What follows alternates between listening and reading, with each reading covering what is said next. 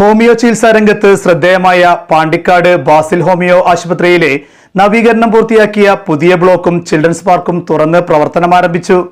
Kozhikode government homeo medical കോളേജിലെ മുൻ principal doctor Ismail Sait ചടങ്ങ് ഉദ്ഘാടനം ചെയ്തു.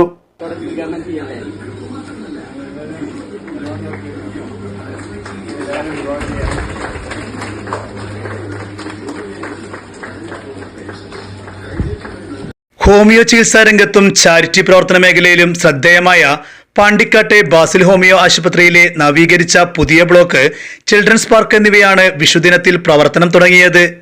വിദഗ്ധ ഡോക്ടർമാരുടെ നേതൃത്വത്തിൽ ഞായറാഴ്ച ദിനങ്ങളിലും ഇവിടെ പരിചരണം ലഭ്യമാണ്.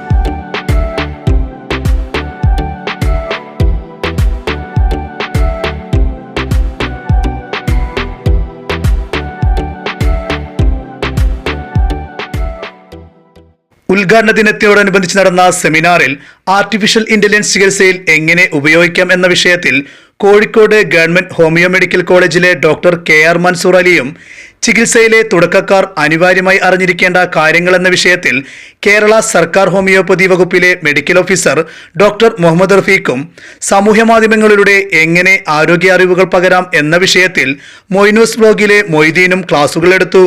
ഡോക്ടർ ബിയാട്രിക് ജർസൻ Germany, Catherine G USA, doctor SG Biju founder patron Sahya, Huang വി ലിംഗ് Brazil, doctor Aggie Mary Australia, doctor Anees Rahman UK, doctor Abida Salam Qatar എന്നിവർ ഓൺലൈനിലൂടെ ചടങ്ങിന് ആശംസകൾ പങ്കുവച്ചു.